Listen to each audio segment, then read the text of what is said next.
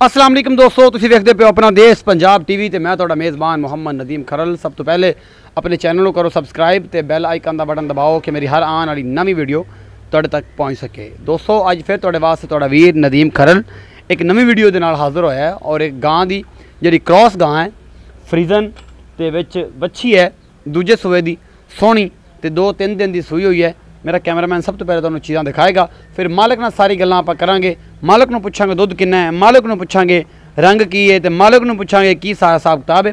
बिल्कुल खूबसूरत हसील ते सऊ वैड़ है, यह तुसीं वेख सकदे हो। मेरे कैमरे की नज़र काला डब्बा रंग है, सोहना जनाब इनू ठंड लग्या होया है, चड्डा सोहना है, दूजन वैड़ है बड़ी सोहनी और बिल्कुल पक्के चड्डे दी है। सोहना थन चड्डा काले काले निपला रंगे थन ने, वैड़ नूं अजे खून सट रही है, तुसीं वेखदे पियो।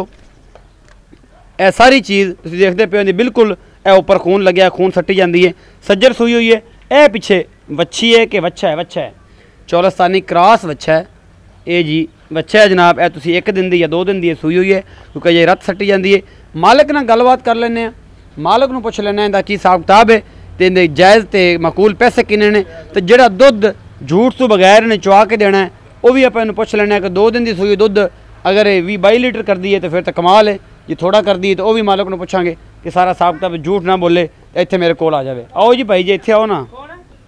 ये जनाब एक घर की राखू गां है, ना कि व्यापार दी है। मालिक ना पुछते हैं गलबात करके कि इहदा हिसाब किताब की है, जिहदे नसीबा च होई तो कोई कर्म वाला ले लेगा, नहीं तो फिर इहदे नसीब। अस्सलाम वालेकुम जी। वालेकुम सलाम भाई जी की हाल है? अल्लाह का शुक्र जी। की नाम है मेरे वीर दा? फयाज जी। फयाज भाई, फयाज जी तेरी गां है जी, एक किस नस्ल की है? क्रॉस है, फ्रीजन है, की चीज़?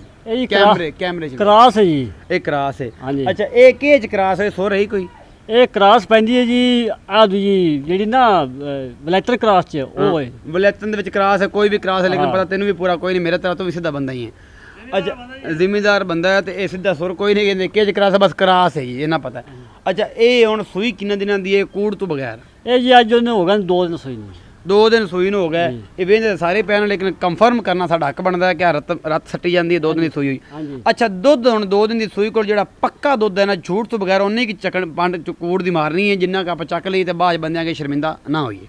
अच्छा हाँ जी, ये जी पक्का दुध दे कोले इस टाइम 2 टाइमां दा 20-21 सिर हो सकता है। 20-21 से रह गया? हाँ जी, हाँ जी पक्की। जे अगर ना तो 20-21 से चौक लै जाना जी, चौक ले जा सुबह शाम चौक लै जान 2 दिन 3 दिन। हाँ जी 20-21 दूध देवेगी इंशाल्लाह अल्लाह दा इंशाल्लाह 20-21 दूध देवेगी पक्का पक्का पक्का। वेख लई मैं ना भाई यार तोला भी गाड़ा ने छाड़ी जाना, 10 तोला भी होवे गड़ ते छड़ जान। भाई फयाज दा कहना जनाब, तुसीं सारा कुछ वेख सकदे हो कैमरे दी नज़र ते। भाई फयाज मुहब्बत प्यार वाली जफ्फी च लै लवां, मुहब्बत प्यार वाली कीमत व्यापारियां रेट नहीं करना, असीं व्यापारी नहीं है, नेट का काम है। मुहब्बत प्यार ना उन्ने पिया जिन्ने छड़ा के गां संदे लईए। अच्छा हाँ जी पक्के गल्लां होणी, पक्के गल्लां होण। मुੱਲ ਦਾ ਕੀਤੀ ਗਿਆ 3 ਲੱਖ ਉਹ ਨਾ ਕਰ ਸਾਡੇ ਨਾਲ, ਅਸੀਂ ਵਪਾਰੀ ਨਹੀਂ ਹੈਗੇ। ਅੱਛਾ ਮੁੱਲ ਮਕੂਲ ਕਰ। 255 ਤੋਂ ਘੱਟ ਨਹੀਂ ਲੈਣੀ ਆਪਾਂ 100 ਦੀ। 255 ਤੋਂ ਘੱਟ ਨਹੀਂ ਦੇਣੀ, ਕੋ ਸਾਡੇ ਆਇਆਂ ਦੀ ਲੱਜ ਕੋ ਬੱਗੀ ਦਾੜੀ ਦਾ ਹਯਾ। ਮੈਂ ਆਖਣਾ ਸੀ 65, ਹਾਂ ਮੇਰੇ ਮੂੰਹ ਹੀ ਨਿਕਲ ਗਿਆ 55। ਅੱਛਾ ਹਾਂ 255 ਦੀ ਦੇਗਾ ਜੀ ਤੇ 21 ਲੀਟਰ ਦੁੱਧ ਚੁਆ ਕੇ ਦੇਗਾ।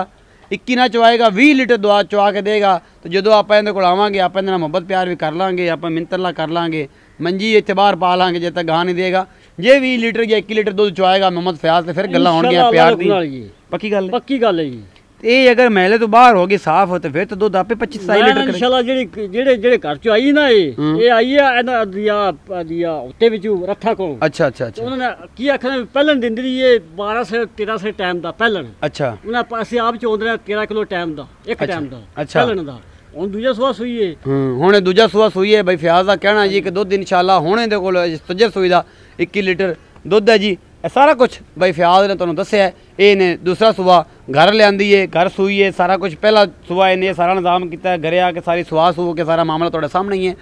इंशाल्लाह मेरी वीडियो लाइक शेयर तो कमेंट जरूर करा करो। इंशाल्लाह मज़े वाली इस तरह की वीडियो होर लैके आवां हाज़िर होगा थोड़ा वीर नदीम खरल। अपना बहुत सारा ख्याल रखिए जी, अल्लाह ने के बाद।